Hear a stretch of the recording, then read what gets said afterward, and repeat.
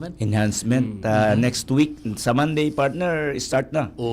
First semester. Puna ang klase. Baralikan kita sa gabus ng mga campuses kan university.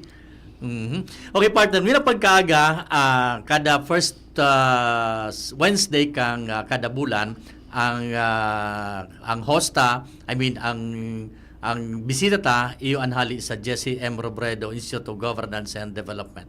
And inikatakod ka na palagos ta partner na tema, gabay at gobyerno. Ngunyan, ang sa tuyang tema may kinaraman sa gobyernong tapat, serbisyong sapat, honest government, and adequate service. Napapanahon ini. Ang sa tuyang bisita ng pagkaaga partner, part-time instructor ini, si Dr. Flord J. Nabal Medina. Sir, good morning. Maray na aga. Good morning, Sir Edgar, and good morning to my former professor sa College of Arts and Letters, Professor Seth. Maray na aga po sa gabos sa maparadawag dito po sa satuyang programa sa DCGB, especially sa programang edukasyon or pang-edukasyon asin pangkabuhayan. Tamang-tamang partner sa itong tema ko yan. Napapanahon dahil ta gobyernong tapat. Good governance naman. Yes. Okay. Tapos honest government. Nagakanigong serbisyo sa publiko. Yung partner, actually partner, kung masusunod iyan, dahil kitang problema. Iyo nga ni. Kasi nagkataon na nag-attend ako ng sarong pagtripon dyan sa Kapitolyo. Ang perming tema, good governance. Good governance. Ano yung meaning niya kan good governance? Sa madaling sabi, anong yung gusto mong sabihin kayo ni? May nagsasabing transparency, accountability, responsibility. Pero araman ito na partner sa tuyang bisita, ano ba yung gusto mong sabihin? Pag sinabing gobyernong tapat, serbisyong sapat, anong gusto mong sabihin tabi ka ni Dr. Medina? Yes, aram mo po, Prof. Seth and Prof. Edgar, ang gobyernong tapat or serbisyong sapat, simple man sana siya pakinggan, napaka very basic words, pero napakalalim din po ng kahulugan nito. Yes. Ararumon. Diba? Ararumon kasi marami po siyang parang mga sub-meanings, kumbaga. Pero kapag ang gobyerno ay tapat sa tungkulin, diretso din ang takbo ng serbisyo. Tama. Kumbaga sincero. Yes. And at the same time, kapag may sapat na serbisyo, bawat Pilipino, bawat tao sa komunidad, kahit saan sulok ng bansa man po tayo mapunta, ay may pag-asang umasenso. In other words po, ay layman's term, sa madaling salita, kung walang korupsyon, walang kakulangan sa serbisyo. Tama. Pwede na short change partner ng mga kaway man mata. Oo, kaya baga, pag ika-empleyado kang gobyerno, tandaan mo na although ka nin boss, pero ang pinaka-boss mo talaga, ang tao. Yes, so, tama. Kasi nasa demokrasya po tayo. So probably, in-elect tayo, we are, may mandate tayo na magkapag-servisyo sa tao. So, mga tao yung papakinggan natin at the end of the day. Yes. May hapot ako partner kay Dr. Medina. Natagaro mo niyan baga. Pag sinabing good governance, sining tapat na serbisyo, halos nakafocus siya sa gobyerno. Araw ka ng concept. Araw ka ng garo mindset ta, o araw ka ng garo paniniwala ta na pag sinabing serbisyong tapat, good governance, it pertains sa government service. Araw ka yan. Yes. Kailangan po, pag sinabi nating gobyernong tapat, ano yun? Parang Prof. Seth, ang gobyernong tapat na to is yung kapag tutok ka sa pangako at hindi ka paasa. At siyempre, during the campaign period, ang dami mo mga napakagandang mga salita, suntok sa buwan ng mga pangako. Kumbaga para mga futuristic na gustong gawin sa mga susunod na panahon, sa henerasyon. Pero kapag ikaw na yung napili at naupo sa posisyon, hindi mo na alam kung ano yung sisimulan mo dahil sa napakalabo pala ng gagawin dahil hindi mo alam kung ano yung mga in and outs doon sa gobyernong yon. Pero, syempre, wala naman pong imposible. Alam naman po natin na we are in the modern era na po ngayon, Prof. Seth and Prof. Edgar. Talagang marami na rin po tayong mga programa na nakikita natin, nagiging best practices na rin po. At pwede natin gawin hindi lang sa city, hindi lang sa munisipyo, pati sa barangay level. Hindi po natin pwedeng kalimutan yung barangay kasi yung barangay is the heart of LGU. Kasi dyan alam ng mga tao kung ano yung pinaka-problema sa grassroots level. So, when it comes to that, hindi corrupt, hindi ginagamit ang pondo ng bayan para sa personal na interest. Dapat yung ginagamit ang pondo ng bayan para lang sa talagang tunay na ilalagay kung saan yung programang yun. Sa kasi sinasabi nga sir, ang barangay as the smallest unit of the government, sabi nga nila, in theory, I don't know if in practice, because alam mo yun sir, kasi nag-serve ka sa barangay, dapat apolitical, no? Totoo yung partner. Walang politika. Pero Hindi yun yata totoo, no? Talagang mayroong politika. Yes. Oo.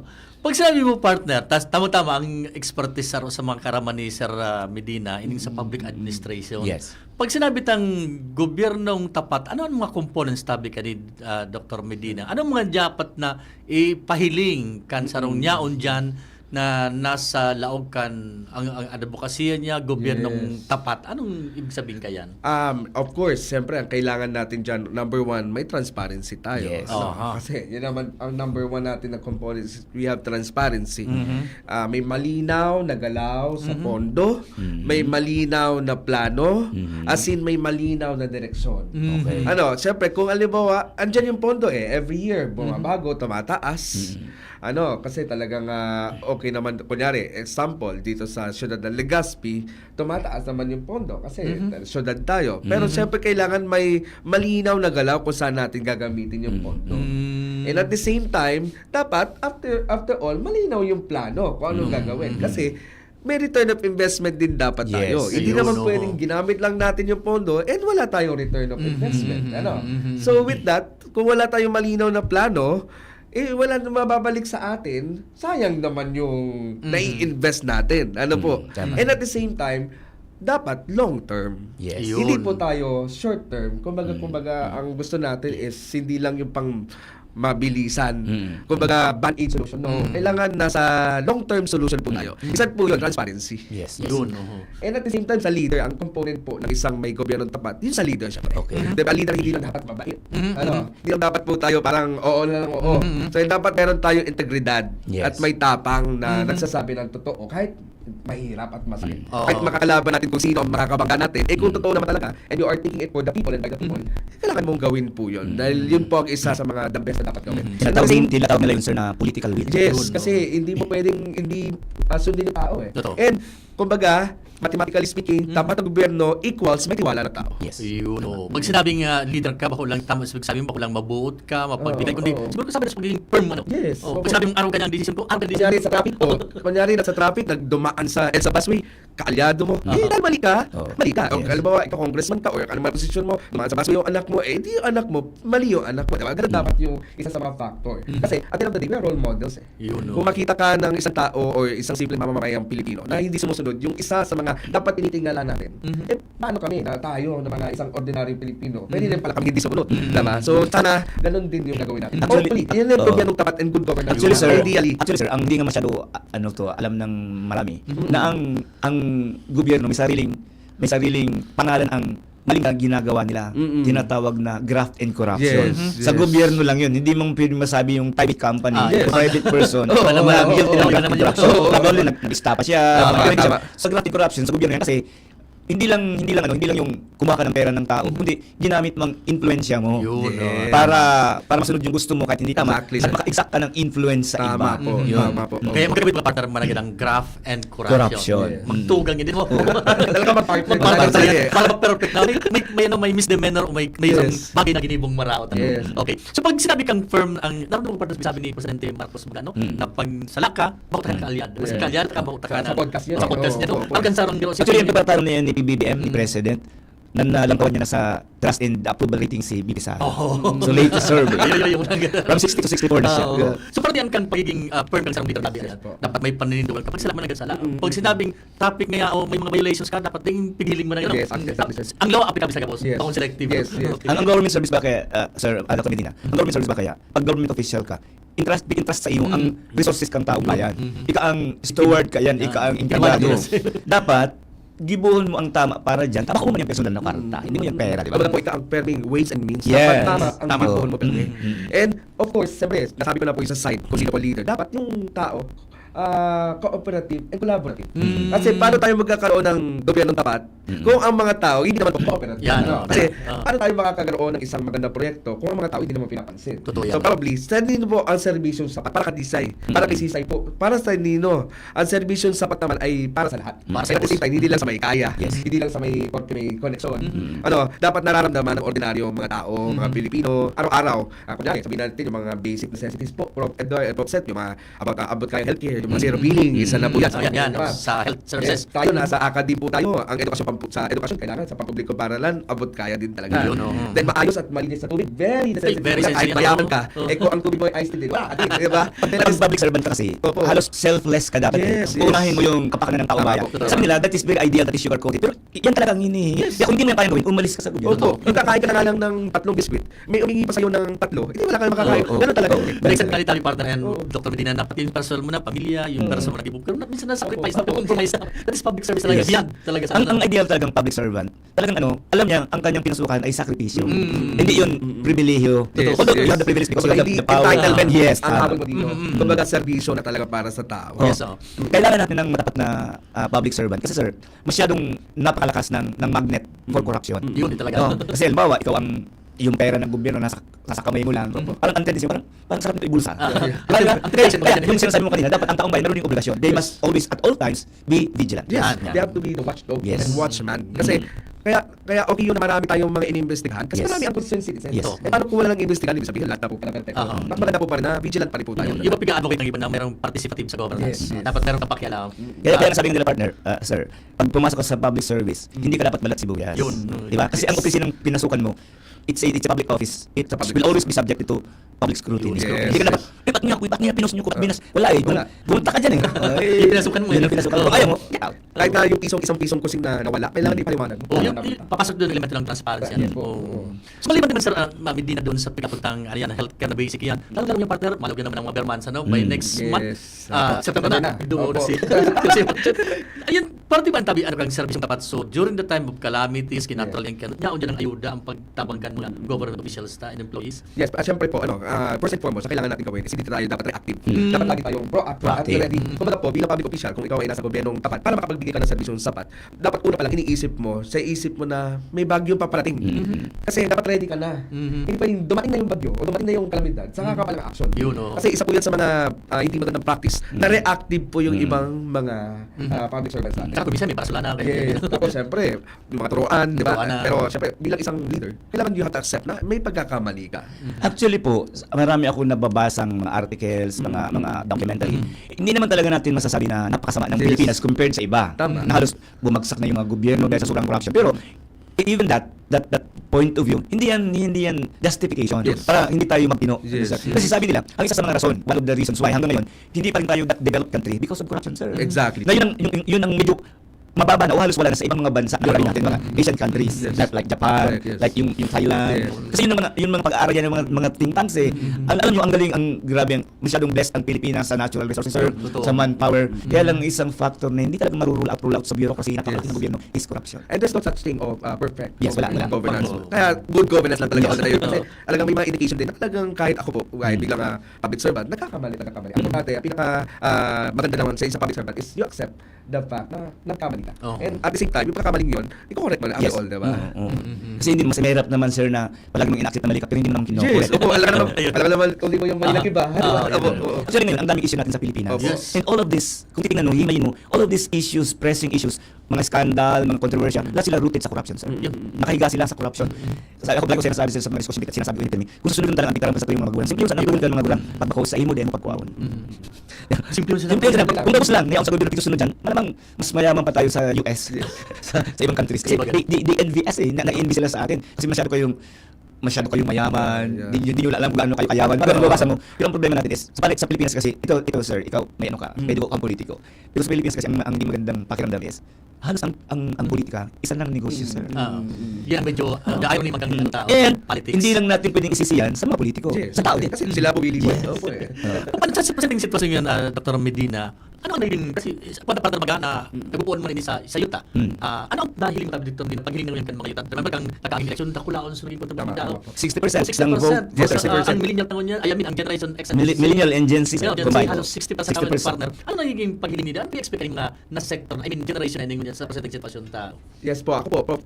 Proud to say, naaliman po ko sa ano kaya. Yes. During my college years, si Sir Araman po yan. 16 years old po ako, nag-SK chairman. Oo, Yes, sa baba. So, talagang sabi ko aram ko po na on that time, naigwa ko may tatao na brand of Yes. service.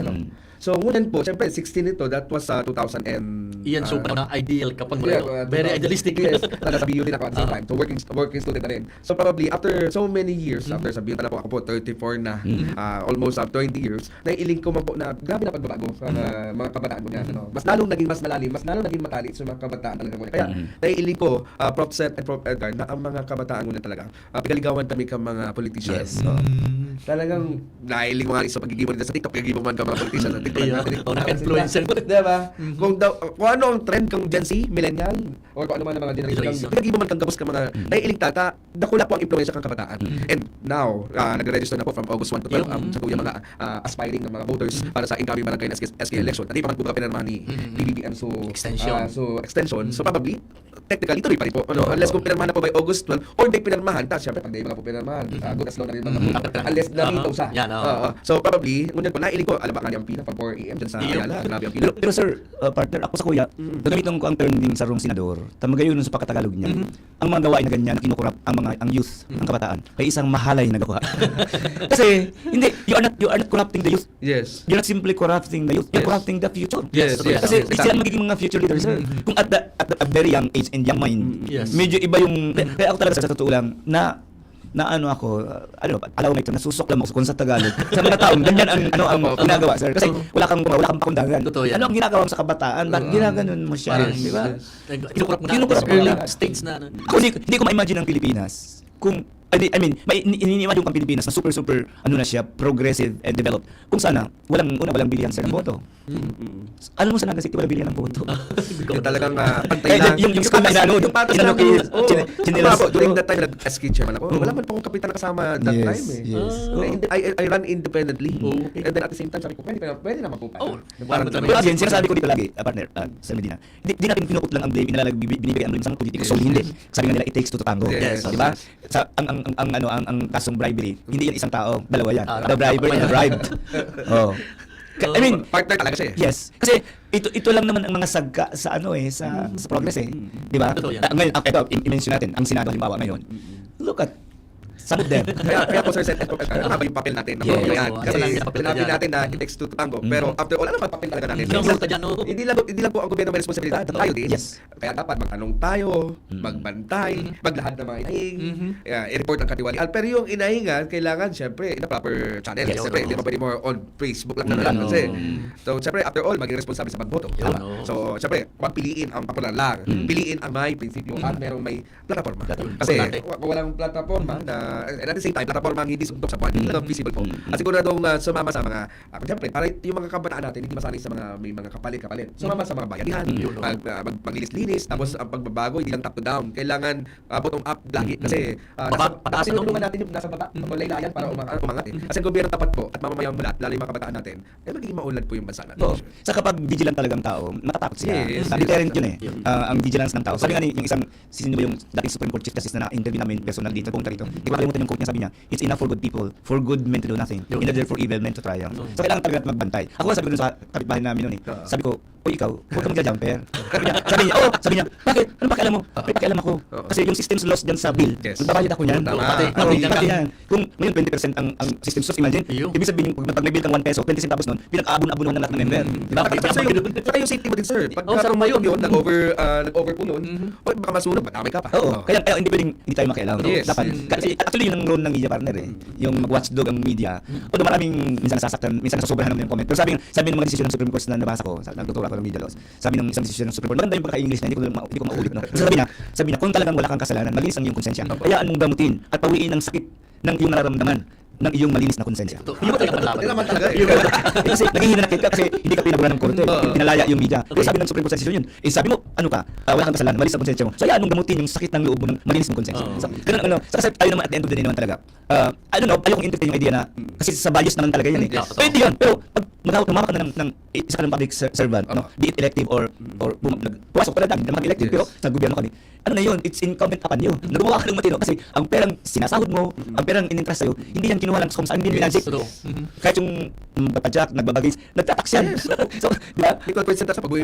Kasama kasi. Kakain ka dyan sa paborito fast food, kukonsumo ka ng kuryente, manonood ka ng sine. Kasi either directly or indirectly tayo. Kaya lahat tayo merong participation pero share. Kaya nga diba, kahit sa batas po baga sir, anyone can file a case against the public servant. Kahit ordinaryo ka lang na citizen, hindi kailangan kung ano ang position mo kasi taxpayer ka. Pero when Sir Medina, ang kabataan ba tatalik sa PSK, ano ba sila maging susceptible na ba, vulnerable sa mga araw na tanggalin ng sala ng ayao? Are they favorable na or ibang panahon nila sa mga presidente sa Pasunod niya? Kasi ang mga kabataan po ngayon, mga silent observers. Yes. Nakikita natin sila na... Hindi nga sila sir nahagip ng survey. Kung ano, di ba na masabog ka ng survey. Kaya nakikita natin na medyo, hindi naman sa pailalim, pero nakikita natin na pag tinanong mo talaga, meron silang conviction. Ibig sabihin mulat na sila sa real ng buhay nila. So ibig sabihin gusto nilang may ibang direksyon, other than that's na nila. Actually sir, yung resulta ng election ngayon, lalo sa national position, ako personally, bigla ako nagkaroon ng hope. May pag-asa pa pala ang Pilipinas. Kasi yung akala mo, noong una, ay sure winner rin ako, wala na yan, wala tayong magagawa. Ibang lumabas. Kaya, good riddance yun. Good riddance yun, sir. Pero, sir, balik kami sa'yo, dahil professor ka dyan sa Robredo. Alam mo naman ang Robredo yun ang model, chinelas governance. Every morning naglalakad siya, nakachinelas yun, literally. Anong ini-inculcate nyo talaga sa inyong mga estudyante bilang mga professor dyan sa Robredo? Kailangan syempre, pag once sa Robredo, is kailangan yung humility. Okay. Yung pa rin yan eh. Humility, pagpakumbaba. Yes, kasi syempre we are, kumbaga, yung chinelas governance ni former or the late Jesse M. Robredo, talagang isa yan sa mga tinitinapan naman natin after all. Kumbaga siya yung model na ganito dapat ang gawin ng bilang isang hindi mo naman kailangan gayahin talaga siya. What I mean is the humility. Pag once nandyan yung humilidad mo at kaya mo tanggapin ang pagkakamali, ayun na yung ating gagawin. Pero syempre, sir, meron din hamon yung mga kabataan at bagong henerasyon ngayon. Hindi lang ito tungkol sa ngayon, kundi sa kinabukasan din natin. So, magsisimula ito sa maliit. Kailangan, kapag once nakakita ka ng hindi sa'yo, kailangan hindi mo siya kunin. O kung kunin mo man siya, ay hindi mo sa autoridad para at sila maghanap kung sino may-ari. Sa ganung klase ng gesture, magiging tapat ka na sa sarili mo, sa konsensya mo. At kung nasa gobyerno ka na, you know na may takot ka na. No? So, halimbawa, bilang ako po ay instructor, maging tapat sa klase. Pag na-late ka, tell me, ano ba ang rason mo? Kung bakit? Sa ganun pa lang na klase, at least kahit pa paano, yung estudyante, napipil yan na tapat na siya. Siyempre, saan ba makukuha ng isang estudyante magiging tapat? Sa bahay. Kailangan sa bahay tapat ka din. Diba? Sa simpleng gawain, kung nakita mo naman na may mga ugasin or whatever, kung ano may pwedeng linisin dyan, kailangan may initiative. Di ba sir, Medina, ang corruption naman kasi, that's not only pertain sa money, di ba? Pero naman corruption na yung oras, yung talent ng iba. Yung parte ng kumbaga sabi mo kanina, dapat assess natin sa sarili natin, ano ba yung nakuha ko pera ba? Or ninakaw ko yung yung skills ng iba, yung talent ng iba, yung oras ng iba, etc. So doon sila nag-umpisa pag ganun. Yes. At saka, actually po sir, Edgar, pwede naman natin i-practice yung best practices ng Hindi naman natin kailangan parang sabihin na ginaya lang natin. At least yung reference kumbaga, when it comes to thesis or dissertation, kukuha tayo ng konting details or information from one thesis to another. Siyempre dapat sa likod nakalagay yung reference. Kumbaga, ang ginagawa lang po natin is yung best practices lang natin na natutunan sa iba, kailangan din natin sabihin na ito credits. Credits ito galing sa isang tao, credit ito galing ito ganyan. Kaya yung mga public servants baga po, they go to different places. Benchmarking sila, nagkakaroon sila ng mga tour. Kumbaga, hindi pinakausang pangalan. Pero dahil gusto nilang makita kung ano yung mga best practices sa isang lugar. Let's say, sabihin natin, ako, ang pinaka-ideal place ko to go, Pasig. When it comes to economic, Iloilo. Kasi napakalinis talaga ng Iloilo. And when it comes to good governance, siyempre, Nagasino. Diba? So, most probably, yan po yung mga dapat natin gawin. Actually, sir, ang reason why itinayo ang inyong institute, pinanganak ang institute pinanganak na sa BIO ang institute, because of issues like corruption, like hindi magandang pagpapalakad ng gobyerno, di ba? Kaya kumaga, masyadong tayong mapalad, no? We are very lucky to have the institute, sir, na talagang yan ang pinaka-ano. Ako sir, pag nagtuturo ako nag-lecture sa radio broadcasting sa mga college, ang una ko sinasabi sa kanila, kung hindi pa kayo nagsisimula mag-broadcast, magsimula kayo ng tama. Kasi pag may mga habits ka na sa pagsimula mo ganun ka na yung mga mannerisms mo, hindi dapat yung mga pagsasalita mo, hindi mo rin maando agad. Sabi nga, sabi nga nila, it's easier to do than to undo. Kung anong na-practice mo, kaya ganun din yun sa atin. Ako sa mga estudyante sinasabi ko sila, sir, ako hindi ako sa inyo may pizza na kayo ay mag-cheat. Kung kayo mag-cheat, pero sa inyo yun. Pero tandaan nyo, ang grade na yan, kung gusto nyo ibigay ko na sa inyo flat 1, tapos hindi na tayo mag-lesson. Gusto nyo, sir, hindi. O, bakit? Bakit hindi? Kasi wala kayong matutunan. Very good. Mas in a grade if you don't deserve it. Diba? Bilang estudyante. Ibig sabihin, in-inculcate natin sa kanila yung magiging honest. Kasi pag hindi ka honesto sa maliit na bagay, hindi ka magiging honesto sa malaking bagay. Sigurado yan. That's value. Yes, value din. At saka po sir, may I just add, sabi nga nila, usually kabataan ay pag-asa ng bayan.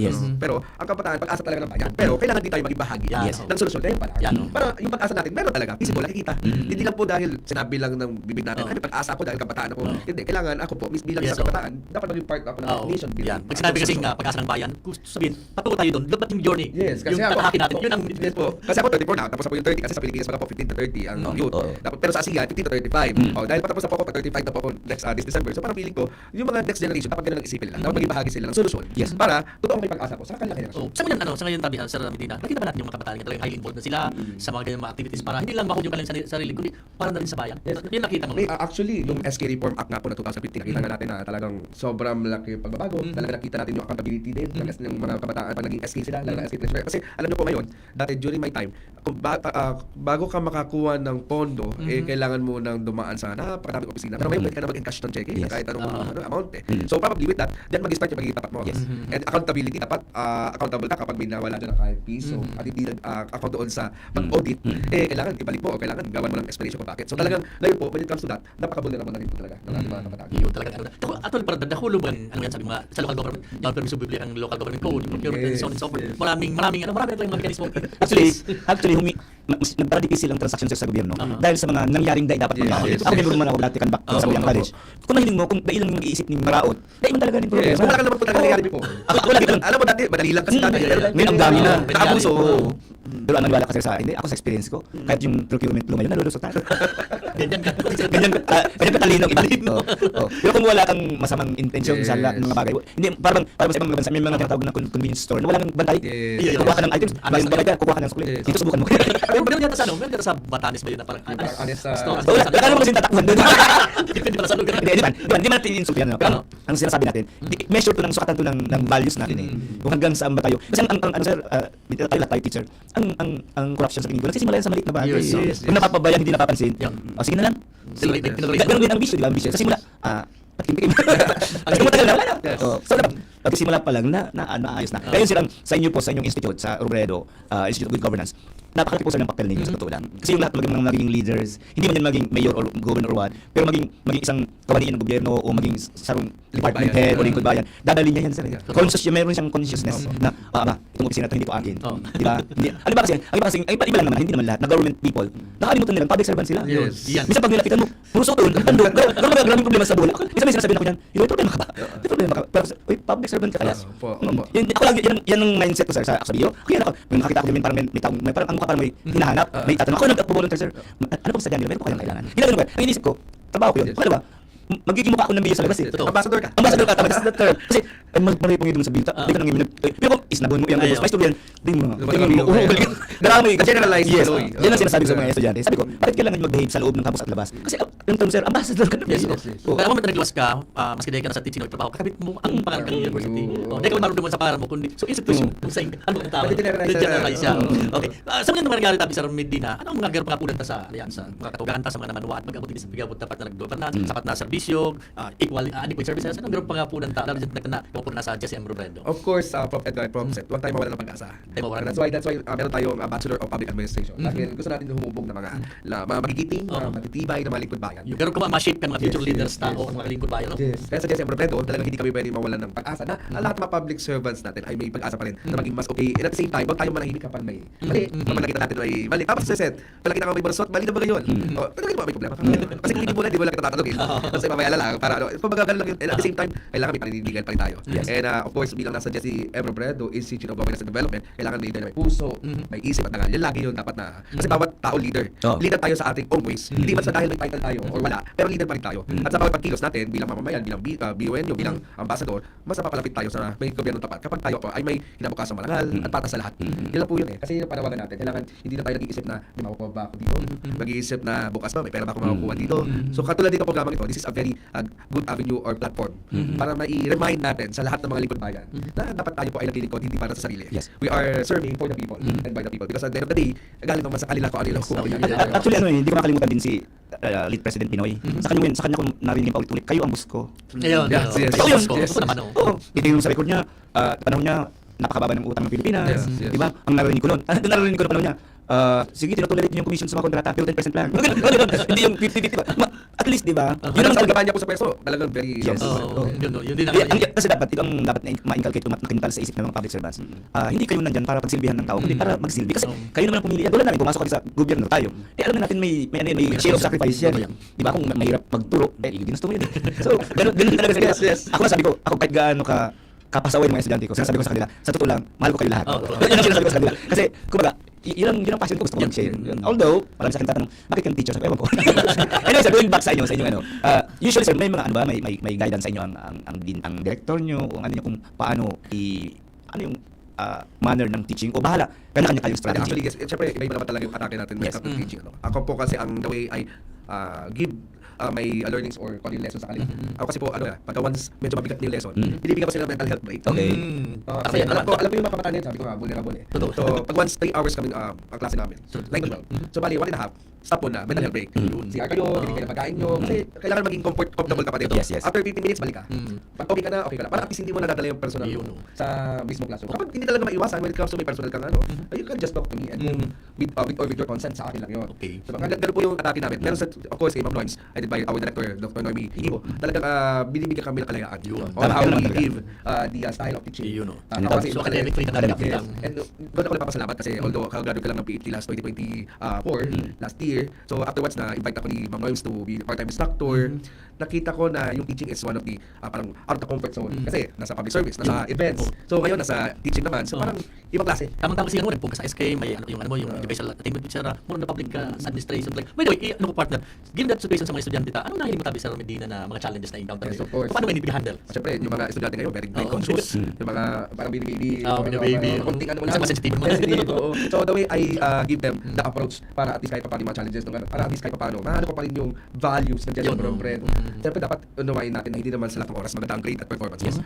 Pero, still, kailangan mo pa rin, may chance ka pa rin para ma-improve. Yun. Kasi siyempre, minsan hindi naman sa lahat ng oras mataas ang score mo sa exam. Hindi naman sa lahat ng oras alam mo isasagot sa graded presentation. Pero dahil tapat ka sa sarili mo at hindi mo alam, sa susunod, mag-aaral ka para at least alam mo sa susunod ang isasagot mo. May mga na-identify ka o may nahiling ka na tabi sa Medina sa mga estudyante mo na, hindi pwede maging politiko, hindi malam sa public service, hindi sa kung sino. Yes, so kasi pag nakaupo ka sa teacher's table, nakikita mo iba't ibang klase ng personalities. May nakikita ka na parang susunod na public figure. May nakikita ka na susunod na nandyan sa executive branch, legislative branch, judiciary. So parang sabi ko, maganda yung ganitong klase na may nakikita kang future sa mga bata nito. And then, nakikita ko din sa kanila, minsan binibigyan ko sila ng tip na, i-maintain mo kung ano yung ginagawa mo ngayon. As long as hindi ka nakaka-istorbo, as long as hindi ka nakakabigay ng permission sa ibang tao, hindi naman hindi. Kasi may iba kasi po, nahihiya ilabas. Minsan may mga introvert, may mga ayaw nilang ilabas masyado. Pero nakikita ko na pwede pala sila ng ganitong klase. Actually sir, sa amin broadcasting and journalism communication, yun naman namin. Ang dami kong mga estudyante na nag-bloom, no? Nasa TV, sa radyo. Yes. Minsan nagpikit ako, minsan sabihin ako, alam mo sir, mga estudyante mo ako, hindi ko na-imagine ako punta sa TV. Kasi hindi siya nagsasalita. So, yung introvert nga, tapos biglang nag-ano. Bisali lang sa TV. So, sana yung mga ganyang bagay, sana ma-inculcate talaga sa mga public servants. Kasi kung ang gobyerno lang talaga, hindi na natin sabihin masisiro, hindi masisiro yung corruption. Mapababa lang sa minimum. Minimize lang. Oo, talagang aangat talaga tayo. Yun talagang corruption. Siyempre poverty. Poverty is offspring ng corruption. Yes. Di ba? Bakit ang tao mahirap? Kasi walang adequate na trabaho. Yung iba hindi nakapag-aral. So, grabe talaga yung kaya, lalo na sa atin sa gobyerno natin. Ang laki-laki ng gobyerno. Ang laki-laki ng birokrasya ng gobyerno. So, pag hindi, may ilan lang yan. Ako sabi ko nga, hindi ka naman tataka kung may mga ganun ilang tiwaling kawanin ng gobyerno. Kasi nga, sa bahay mo, ang liit ng pamilya mo, meron kang hindi napapansin. So, ako personally, nangunguyaman ako kay PBBM sa style niya, management niya. Ako, siya. Kundi sa ano niya, pipilit niya talaga na mahiling kang tao na tatat ako. Totoo. Diba? Pipilit mo talaga. Pipilit niya talaga. Ulo mahirap. Imagine, 15 million people na tayo. Yeah. So, kaya ako nga sa totoo lang, ayoko i-compare ang Pilipinas sa mga progressive countries na ang tao nasa 10 million lang. Sabi ko, ang yayabang yung magsalita ngayon kasi subukan yung maging pangulo ng Pilipinas. Subukan mo maging mayor ng isang lugar, sir. Lalo na sa atin sa Legazpi. Legazpi 70 barangays. Naga City 27 barangays lang. So, habang maraming barangay yan, maraming punong barangay yan, maraming officials, maraming package sa bakla. Mas lalo naging komplikado. Minsan nila kompleto. Kaya ako balik, partner, ang oras. Ang bilis kasi kaso talaga. Alam mo, pagka maganda po kasi yung pag-uusap natin. Oo, hindi natawapansin yung oras sa...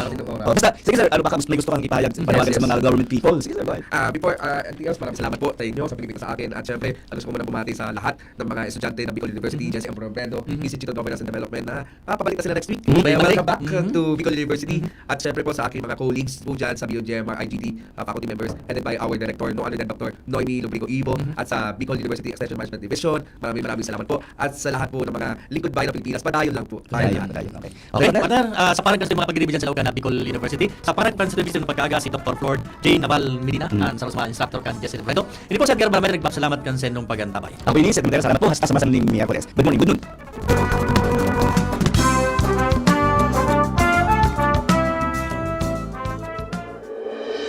Sa Indong